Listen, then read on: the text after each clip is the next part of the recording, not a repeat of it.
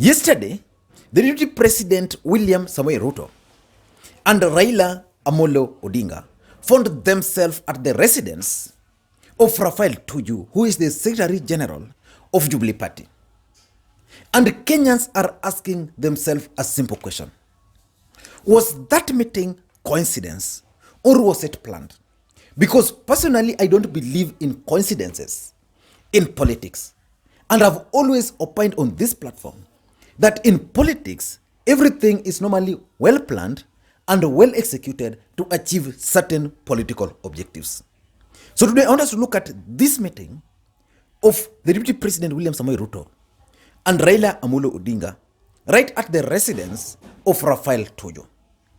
But before we go into those details, if you're bumping on this video for the first time, I want you to just take a second or two and hit the subscribe button so that next time we produce a video like this one, you get notified. Now back to the main issue. We all know that Raphael was involved in an accident while on his way to Kabarak for the burial ceremony of the former president Daniel Toroitich arap Moi. And he was hurt badly, to an extent that at some point, President Uhuru Kenyatta had to intervene personally, and Raphael had to be taken outside the country for specialized treatment. But Raphael also shocked Kenyans because he was recovering so fast. And we all know that ever since Raphael came back into the country, the deputy president has not found opportunity to go and visit him. And we also know that before Raphael was involved in an accident, there were serious differences between Raphael and the deputy president and his allies. And at some point, Raphael became one of their biggest enemies. Remember, when that George Nyanja and Raphael Tuju's audio leaked out, the allies of the deputy president really hit at Raphael Listen in briefly. Hii watu wote ni rejects, sio viongozi. Tuju alingangana. Mara ulikuwa unaona sijui amepigana na bibi. Mara sijui bibi amekulwa na nani, sijui shida gani. Kumbe ni akili iko chini. Na ndio tukalete rejects kama mimi nataka niombe rais, nimwambie rais, hii watu ulilete ni mkebe ya mwisho. Tutafute watu wengine waendeshe chama. Hatuna haja na William Ruto kuwa rais. Sio lazima William Ruto awe rais. Sio lazima. Hiyo ni kitu mtaka mjue. Kwa hivyo leo ningemwambia Raphael Tuju, if you want to engage in divisive politics, you are at the wrong place. Jubilee Party is not the party for you. Go to ODM. Hiyo ndio chama imejulikana ya fujo, ya matatizo kila pahali kwenda mbele. Kwa hivyo we want to sound it off to our own Secretary General.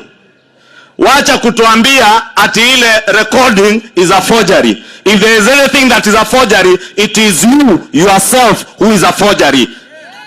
Sababu huwezi kuwa una undermine and sabotaging the road that President Uhuru Kenyatta has set out. The road to unite the people of Kenya, the road to rally the people of Kenya behind one agenda of transforming this country and changing people's lives by bringing forth maendeleo kama ile tumeleta hapa Mount Elgon.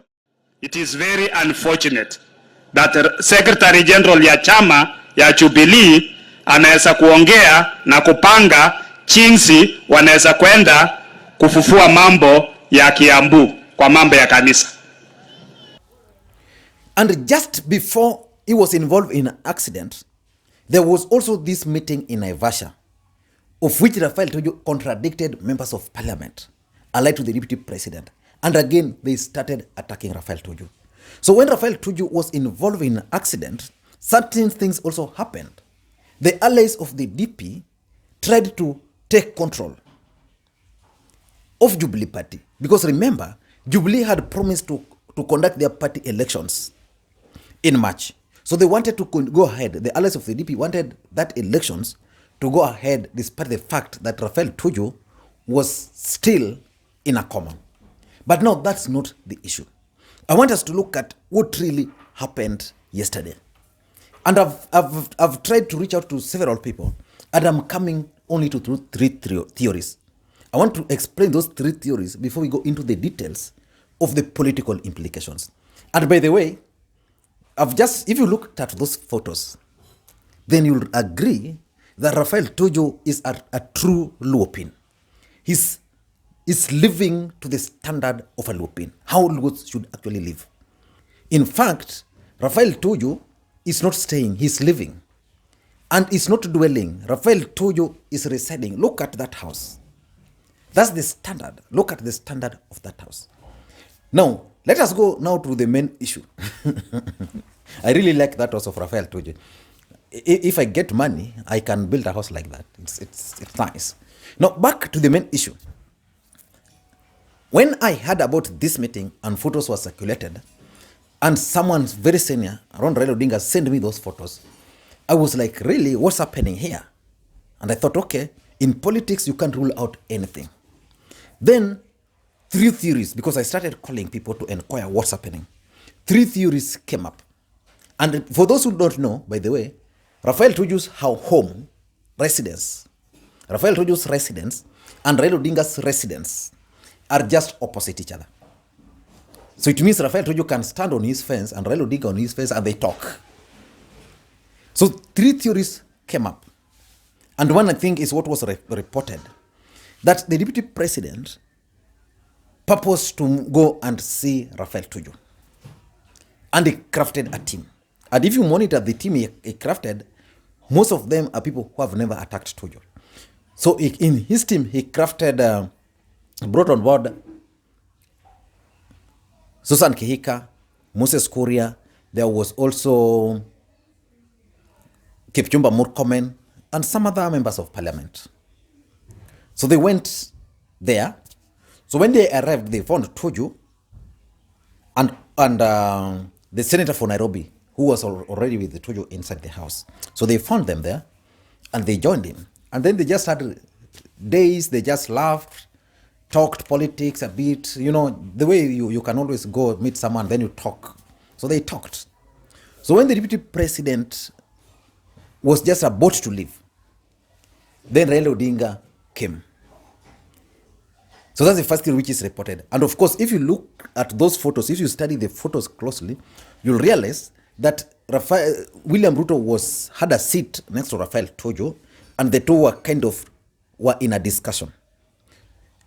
That's when Raila Odinga came. You can see William Ruto standing up and greeting Raila Odinga. There's no handshake. So you can tell that probably one thing which is not in dispute is that Raila Odinga came when already the DP and his team was there. So that's the first theory.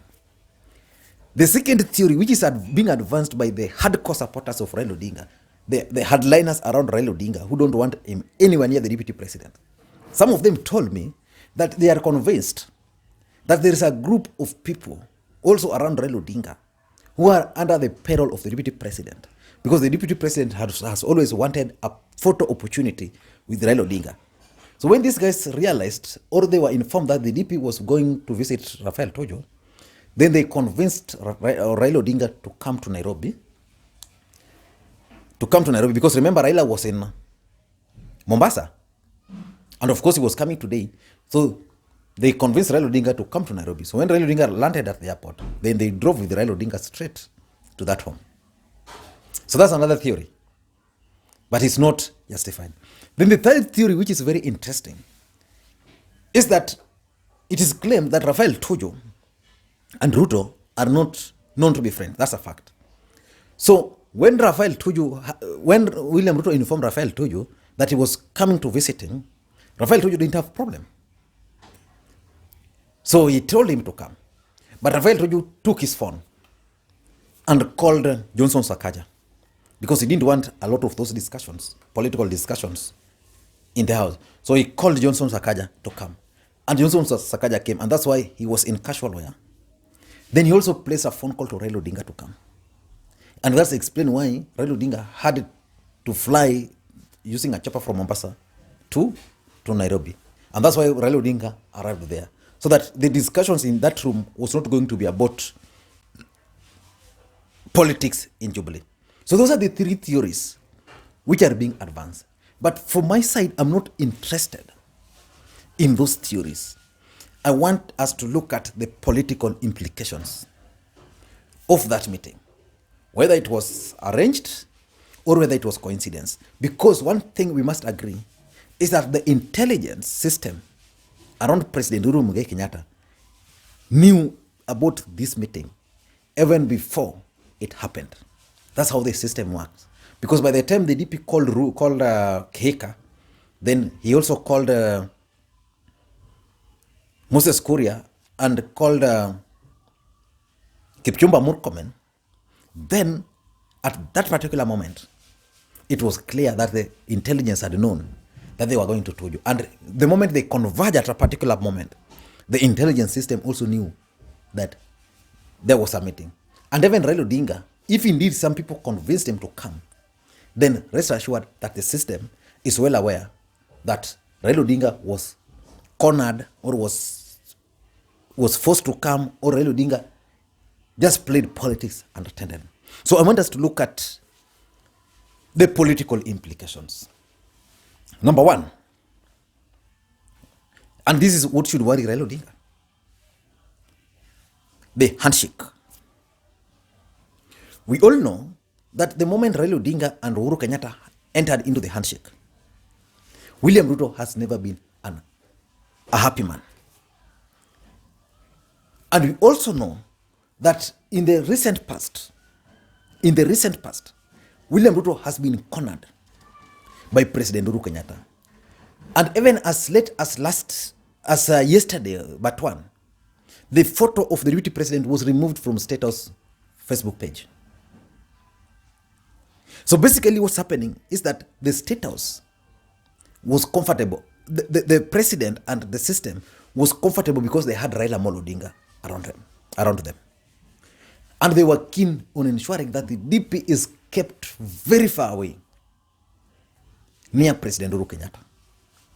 But now, as much as they are doing that, Raila Odinga is now coming into contact with the DP. What do you think these guys are going to feel?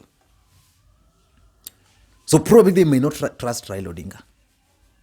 If indeed, because I'm saying maybe this thing was coincidence or not, but the system, the intelligence system is well aware of really what transpired. So if indeed this thing was planned, then these guys are going to lose trust in Raila Odinga. Because Raila Odinga is associating himself with a man they're trying so much to dissociate from. So those are the realities of politics. So that's number one. Number two, I'm looking at a formation of a new alliance. It would mean that if this meeting was arranged, then it would mean only one thing, that Raila and Ruto can actually work together, let's say even after the referendum. So if they can work together, then it means that formation of Raila and Ruto, which is very lethal by the way, then it will also disorient the Mount Kenya mafia. Because now, if Raila and Ruto will be together, then Mount Kenya will be disoriented. Because most of Mount Kenya now might decide not to go with the Ruto. But again, it will be also difficult for these guys to craft a new alliance. Of course, they'll go with either Kalonzo or Mudavadi. But even if they go with Kalonzo or Mudavadi alliance, where are their numbers? So that's something which I'm looking at. There's a possibility of an alliance being formed. I'm not saying it's possible, because as far as I'm concerned, I always believe that it's Uhuru Kenyatta who knows what's in this game. Raila Odinga probably is being played. Ruto, of course, is being played. But the only person who understands the game plan currently is President Uhuru Muigai Kenyatta. So if these guys can form an alliance, then it means they can really disorient him. But can Raila and Ruto work together? In politics, you can't rule out anything. But as far as I'm concerned, because sometimes I'm in contact with some of these guys, I don't think Raila is very keen on working with, with the DP. Number three is William Ruto's message to the president, if this thing was planned. And this one, if the DP had to compromise some people around Raila Odinga to ensure that Raila Odinga also came to that house, as per the theory I was telling you. If that was what happened, then the DP wanted to send a message to the president and his handlers. And the message is simple. I can also work with this guy. And that message has been delivered. That he can indeed work with these guys. But as much as that's possible, I want us to look at the reaction, because the DP was accompanied by several leaders. I have checked at the Facebook page of Moses Kuria. Let me just get my phone and try and read them. Now, if you go to Moses Kuria's page, it's posting, God is great. Honorable Tuju has made remarkable progress in recovery. Today we accompanied DP William Ruto to visit our SG and wish him quick recovery. He's posting that, which is true, but he's not mentioning Raila Odinga. He's posting that, he's not mentioning Raila Odinga. And at the back of my mind, I was expecting that when these photos were being circulated, they were going to use them to ridicule Raila Odinga. And this is exactly what they are doing now. Remember, the same people now calling Raphael Tuju our SG have always called him chief strategist of Raila Odinga. And he's posting these photos of Raila, the first one there, together there, Raila, him, Raila. Yeah. But by the way, if you watch these photos closely, inside the house, when they are inside the house, Raila Odinga is not in those photos. So basically, Raila came, I think, when these guys were living. That's something which you can easily conclude. Yeah. So that's the reality. Then let's go to Susan Kihika. What is Susan Kihika saying? What is Susan Kihika saying? Because Tangatanga, you can easily predict them because they have a WhatsApp group. So Susan Kihika is posting, we have this afternoon visited our Jubilee SG Honorable Tuju, and his recovery is progressing well. We accompanied His Excellency Deputy William Samoei Ruto.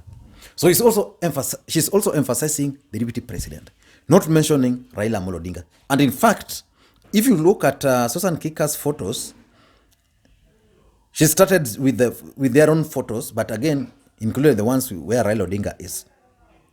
So from these comments by Susan Kihika and Moses Kuria, the other theory could be right, that Raphael Tuju called Raila Odinga, and therefore the meeting which they intended to have there did not really happen as per their plan. And that's why they are disappointed. Yeah, because these guys have been calling Tuju names. Raila Odinga's chief strategist, even the deputy president himself, referred to him as the ODM chief strategist. I don't know what you think, but in my view, I read a lot in this particular meeting. Thank you guys, and if you're bumping on this video again for the first time, the best thing you can do is to hit the subscribe button. And to the subscribers, I want to encourage you, thank you guys for your continued support. Without that support, this channel would not be where it is today. And to the subscribers, just the request I keep on asking you guys to do, just help me create interactions. Interactions you do by giving the video a thumbs up or dropping your comments. Just drop your comments on what you think of this particular meeting. Thank you guys, and please may you have a good day.